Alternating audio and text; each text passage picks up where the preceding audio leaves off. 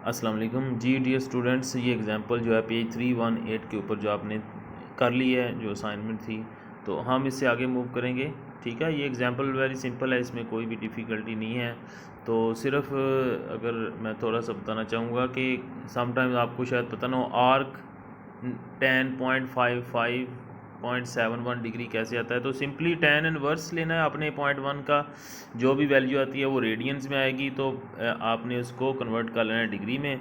तो डिग्री आपको पता है pi radians equals to 180 degree, तो यानी 0.1 से जो tan इनवर्स का आंसर आता है उसको 180 डिवाइडेड बाई 3.14 से डिवाइड करेंगे तो 5.71 डिग्री आपके पास आ जाएगा। ठीक है, बाकी इसके पार्ट जो हैं वो डिफ़िकल्ट नहीं है, सारे इजी हैं।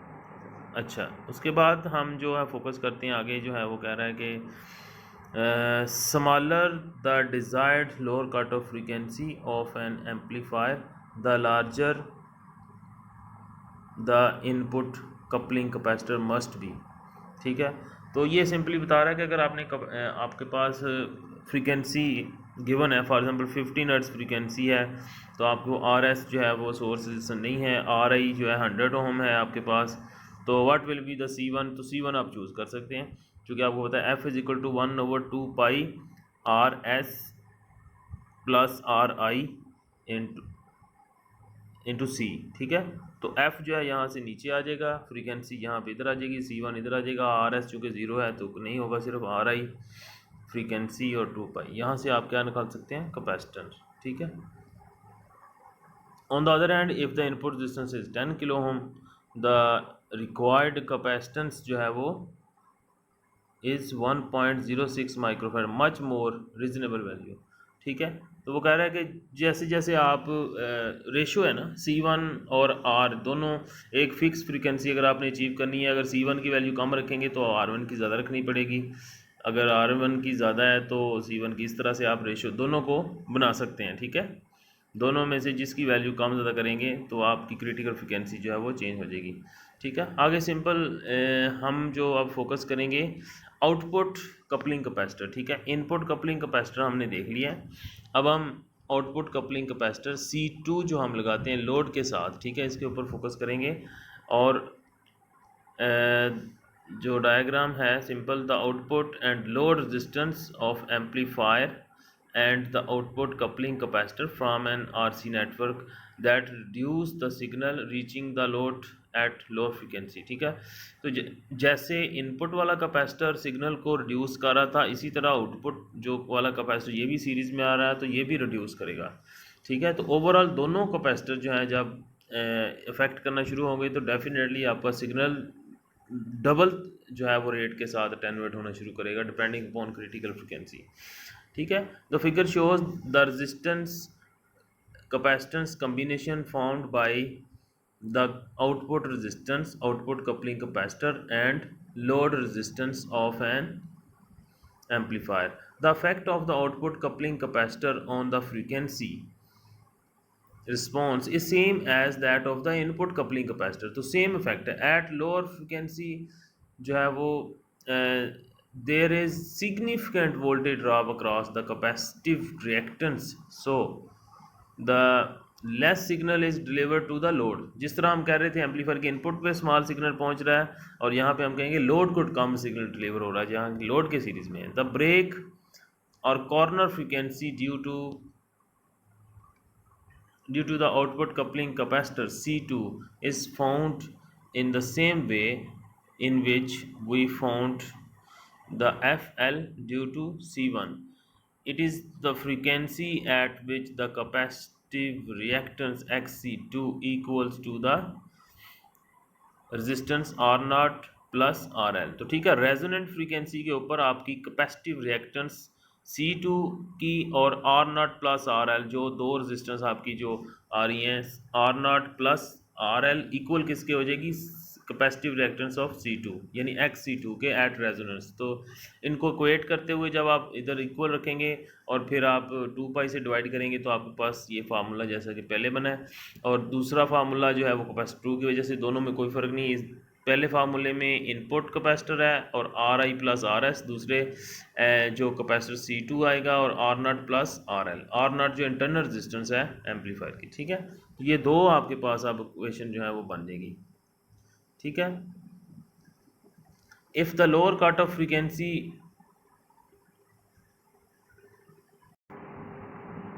अच्छा कहता है if the lower cut off frequency were determined by C2 alone then the frequency response in the vicinity of the cut off would have the same appearance as the normalized plot shown in figure 9.9। तो अगर तो सिर्फ C2 capacitor आप लगा देंगे, जिस तरह अगर C1 नहीं लगाया C2 लगा दिया है, तो अगर एट ए टाइम एक ही कैपेसिटर है तो रिस्पॉन्स सेम आएगा जैसे कि पहले हम डिस्कस कर चुके हैं। However, when the both input and output capacitors put coupling capacitor are present, जब दोनों कैपेसिटर प्रेजेंट हैं, the low frequency response is significantly different because the both capacitor contribute simultaneously to reduce the gain। ठीक है, जैसे आपके पास एक filter होता है, फर्स्ट ऑर्डर फिल्टर होता है तो उसका और रिस्पॉन्स है, सेकंड ऑर्डर होगा तो डबल रिस्पॉन्स होगा, तो ये फ़िल्टर ही है एक्चुअली। तो यहाँ पे डबल रेट के साथ फिर गेन जो है कम होना शुरू हो जाएगी अगर आपके दोनों कैपेसिटर इफेक्टिव हो गए, दोनों प्रेजेंट हैं। Let us first consider the case where the frequency F1 and F2 are considerably different at least 1 decade या 8 डिकेड अपार्ट। ठीक है, अगर एक केस है जिसमें हम दोनों फ्रीक्वेंसी कहता है डिफरेंट हैं, इसको यहाँ से ग्राफ से देखते हैं। ये देखें, अगर सपोज आपके पास कहता है एक गेन है, गेन वर्सेस फ्रीक्वेंसी का ग्राफ है, जैसे कि आपने पहले भी देखा। F1 अगर 10 हर्ट्ज है, F1 कौन सी फ्रीक्वेंसी है जो आप पहली इक्वेशन से फाइंड करते हैं, ठीक है, इसके साथ जो आपने इस इक्वेशन के साथ फाइंड की F1 है, जो आप C2 के साथ फाइंड करेंगे F2 है, दोनों आपने फाइंड कर ली। सपोज आपके पास दोनों की वैल्यू, एक की वैल्यू आई है 10 हर्ट्ज F1 जो कि 10 हर्ट्ज है, F2 है 100 हर्ट्ज। ठीक है, ये क्रिटिकल फ्रीक्वेंसी है, दोनों कैपेसिटी डिफरेंट है। The lower cut off frequency in this case is larger of the two, FL is 100 hertz. ठीक है, notice that there are 2 break frequency. अब यहाँ पे 2 ब्रेक डाउन पॉइंट आएंगे। ठीक है, आपके पास 100 हर्ट्ज के ऊपर जब अगर खड़े हैं आप, यहाँ पे आपकी अगर मैक्सिमम गेन यहाँ पे वो कह रहा है कि 20 है AM। ठीक है, तो क्रिटिकल फ्रीक्वेंसी के ऊपर आपकी गेन कितनी होगी, हाँ 3 dB कम हो जाएगी।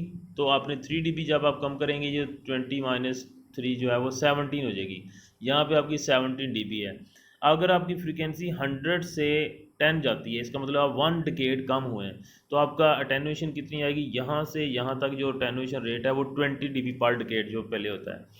अच्छा, उसके बाद जब आप 10 से 1 तक आएंगे, फिर भी 10 डिकेड कम आपकी फ्रीक्वेंसी जो है वो कम हुई है। लेकिन जब आप 10 से नीचे आते हैं तो आपका जो दूसरा कैपेसिटर है जिसकी फ्रीक्वेंसी लोअर 10 हर्ट्ज है, वो भी साथ काम शुरू कर देता है, रिडक्शन का सिग्नल को, गेन को वो भी कम करता है। तो इसका मतलब है यहाँ से लेकर यहाँ तक जो अटेनुएशन रेट होगा, यहाँ पे दोनों कैपेसिटर काम शुरू कर गए हैं रिडक्शन का, गेन को कम करना, तो ये 40 dB पे रेट चला जाएगा। ठीक है, तो ये ग्राफ की लाइन अगर पहले यहाँ से ये स्लोप थी, अब स्लोप चेंज हो गई है, ऐसे ऐसे ये स्लोप, अगर आप और एक कैपेसिटर लग जाएगा अगर सीरीज़ में तो एक और 60 dB पे चला जाएगा, तो जल्दी से सिग्नल जो है वो ख़त्म हो जाएगा। ठीक है, बहुत तेज़ी से ये अटेन्यूएट होगा। ठीक है, ये पॉइंट आपने याद रखना है कि फ्रीक्वेंसी मैटर करती है अगर दोनों डिफरेंट हैं। तो सबसे पहले डोमिनेंट फ्रीक्वेंसी कौन सी फ्रीक्वेंसी अटेनुएशन शुरू करेगी, जो हाई होगी। ठीक है, क्योंकि ये लो फ्रीक्वेंसी रिस्पॉन्स है, हम हाई से कम करते आ रहे हैं। सबसे पहले कौन सा डोमिनेट हो जाएगा, जिसकी फ्रीक्वेंसी हाई होगी, उसके बाद लो फ्रीक्वेंसी वाला अफेक्ट करना शुरू करेगा। अगर दोनों की बराबर है तो उस पॉइंट के बाद दोनों जो है उस डबल रेट के साथ अटेनुएशन देंगे 40 dB के साथ। ठीक है, इसी तरह आपके पास फेज़ का ग्राफ, अगर दो कैपेसिटर हैं, एक इनपुट पे भी आउटपुट पे, आपको होता है मैक्सिमम एक कैपेसिटर कितना फेज शिफ्ट देता है 90, अगर दो कैपेसिटर हैं तो कितना देंगे 180 फेज शिफ्ट होगा मैक्सिमम आपका। ठीक है, 180 फेज शिफ्ट मैक्सिमम होगा। फिर आपका फेज शिफ्ट जो है, अगर आपकी एक फ्रीक्वेंसी है 10 हर्ट्ज़ के ऊपर है, ठीक है, तो यहाँ पे एक कैपेसिटर होगा जब हाफ है यहाँ पे। ठीक है, फिर दूसरा कैपेसिटर जो है वो, यहाँ से आप लो फ्रीक्वेंसी पे जाते हैं, इस पॉइंट से इस तक आपका फेज शिफ्ट जो है वो एक का आ रहा है, फिर जब आप 10 के बाद जाते हैं तो दूसरा भी शुरू कर देगा, ठीक है। दोनों का इफेक्ट जो है वो शुरू हो जाएगा, तो टोटल 180 का फेस शिफ्ट आएगा, जिस तरह पहले 90 का आता था। तो फेस शिफ्ट उसी तरह से कैलकुलेट किया जा सकता है जिस तरह से पहले हम कर रहे थे। फेस शिफ्ट वर्सेस फ्रीक्वेंसी जो है आपका प्लॉट है, ठीक है। तो ये भी आप ग्राफ जो है देख सकते हैं फेस शिफ्ट के, ठीक है। तो हम फोकस करते हैं एक एग्जांपल के ऊपर जो हमारे ज़्यादा रिलेटेड है, हम इसको सॉल्व करते हैं। 322 पेज 9.7 एग्जांपल है। सर्किट गिवन है आपके पास, इनपुट सोर्स लगा हुआ है, 1 किलो ओम रेजिस्टेंस सोर्स की है, 0.5 माइक्रोफेराड इनपुट कैपेसिटर है और 10 माइक्रोफेराड आउटपुट पे है। इनपुट रेजिस्टेंस 10 किलो ओम और आउटपुट रेजिस्टेंस, लोड की रेजिस्टेंस 100 ओम है और एम्पलीफायर की आउटपुट रेजिस्टेंस 10 ओम है, ठीक है। सारा कुछ गिवन है आपके पास। अब हमने जो चीज़ें फाइंड करनी है वो है the approximate lower cut off frequency, ठीक है। लोअर कट ऑफ फ्रीक्वेंसी आपने फाइंड करनी है। द गेन वी आउट और वी आई, वी आउट और वी आई मतलब एम्पलीफायर की इंटरनल गेन हमने फाइंड करनी है। अगर वी एल और वी एस होता तो उसमें फ्रैक्शन भी आने थे। The lower cut off frequency when C2 is change 50 microfarad. Capacitor कहता है अगर चेंज कर दें तो फिर फ्रीक्वेंसी क्या होगी, वो डेफिनेटली चेंज आ जाएगी। द अप्रोक्सीमेट गेन VL और VS, ये ओवरऑल गेन है। DP में कहता है कैलकुलेट करें एट 2.9 हर्ट्ज, फ्रीक्वेंसी इसने बता दी है विद C2 इज गिवन, ठीक है। The values that C2 would have to be in order to obtain a lower cut of frequency approximate 200। तो कहता है C2 की वैल्यू फाइंड करें। अगर आपका 200 हर्ट्ज फ्रीक्वेंसी गिवन है तो C2 फाइंड कर लें, C2 गिवन है तो फ्रीक्वेंसी, एक ही फार्मूला है दोनों के लिए, ठीक है। पहला पॉइंट है approximate lower cut off frequency. तो क्वेश्चन जो आपके सामने अभी हमने देखी है, F1 is equal to 1/2 pi RS, ठीक है। RS जो है वो 1K है प्लस 10 के क्या है RS plus RI into C1, ठीक है, 0.5 माइक्रोफेराड। तो ये 29 हर्ट्ज आपकी फ्रीक्वेंसी है F1। आउटपुट पे लोड के साथ जो कैपेसिटर है F2 कैसे आएगा, 1/2 पाई R0 plus RL into C2, ये आपकी 145 हर्ट्ज। तो ओवरऑल फिर आप इनमें से कौन सी काउंट करेंगे, कौन बताएगा जी। इनमें से डोमिनेंट कौन सी होगी, जो हाई है। क्योंकि आप लो फ्रीक्वेंसी रिस्पॉन्स देख रहे हैं, सबसे पहले जो अफेक्ट करना शुरू करेगी वो FL है 145 हर्ट्ज, ठीक है।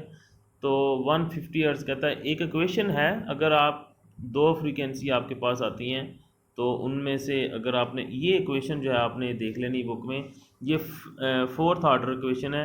अगर आपने FL फाइंड करना हो, आपके पास दो फ्रीक्वेंसी हैं, F1 भी है F2 भी है, जैसा कि अभी हमने निकाली।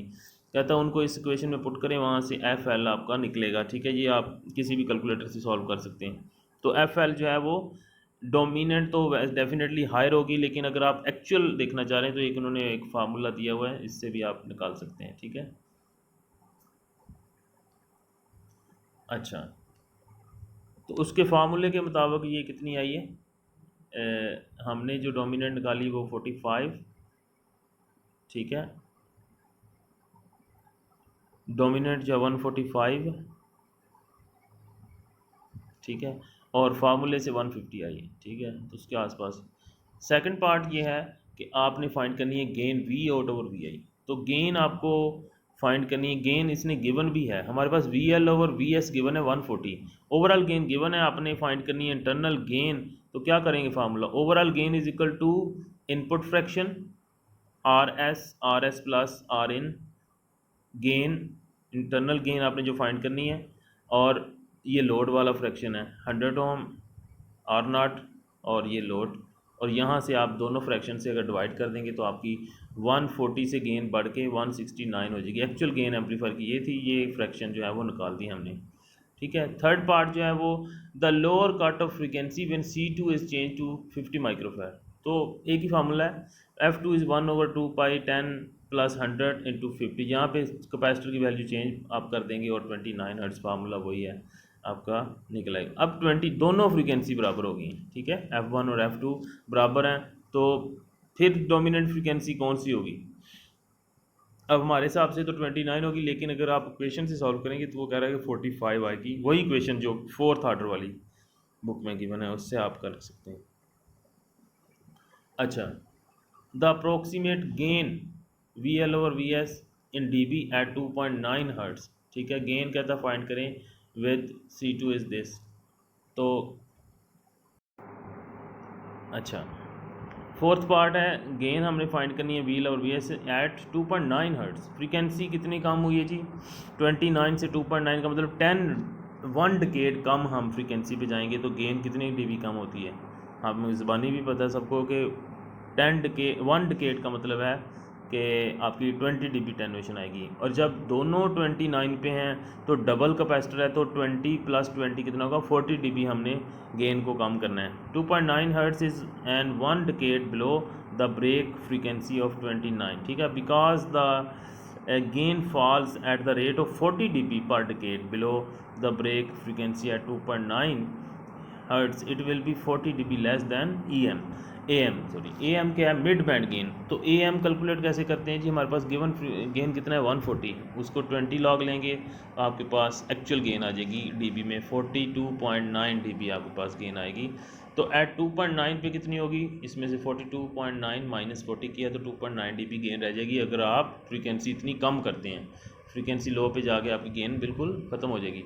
तो F L is equal to F1 200 hertz. ये 5 पार्ट जो है वो उसने कहा कि find the value of C2 would have to be in order to obtain lower cut off frequency. तो आप अपनी मर्ज़ी से अगर फ्रीक्वेंसी चाहते हैं तो C2 की वैल्यू क्या रखनी है डिज़ाइन कर सकते हैं, ठीक है। अगर आपकी मर्ज़ी की फ्रीक्वेंसी आप चाह रहे हैं कि इस फ्रीक्वेंसी पर जब इतना रिस्पॉन्स हो तो आप C2 को उस हिसाब से डिज़ाइन करेंगे या एक रेजिस्टेंस को करेंगे उस हिसाब से, ठीक है। तो रेजिस्टेंस चूँकि गिवन है तो C2 आपने फाइंड करना हो वही फार्मूला, ठीक है। फ्रीक्वेंसी यहाँ पे नीचे डिवाइड हो जाएगी, frequency is equal to 1/2 pi 10 + 100 C2। ये आउटपुट वाला फार्मूला सेकंड क्वेश्चन से C2 आपका आ जाएगा, ठीक है।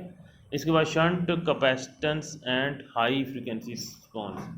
तो अभी तो हमने जो देखा है सीरीज़ कैपेसिटर देखे हैं, ठीक है। इनपुट पे सीरीज़ कैपेसिटर है, आउटपुट पे है। तो शंट कैपेसिटर भी हो सकता है जिस तरह हमने कॉमन मीटर में मीटर के साथ जो लगता है, ठीक है। तो शंट का अभी हम नहीं देख रहे, आप इसको इसकी एग्जांपल जो है वो आप देख लीजिएगा। लेकिन सिर्फ याद रखना कि शंट में आपको पता है रेजिस्टेंस RS + RI नहीं होना बल्कि RS पैरेलल विद RI होना, बाकी उसी तरह से। तो ये एग्जांपल आपने 9.8 खुद करनी है, ये आपकी असाइनमेंट है। और जो अभी हमने एग्जांपल की है 9.7 ये आपने मुझे अभी जो है वो व्हाट्सएप करनी है, ठीक है। 9.7 आप सॉल्व करके मुझे सेंड करेंगे, ठीक है। Okay ji, thank you.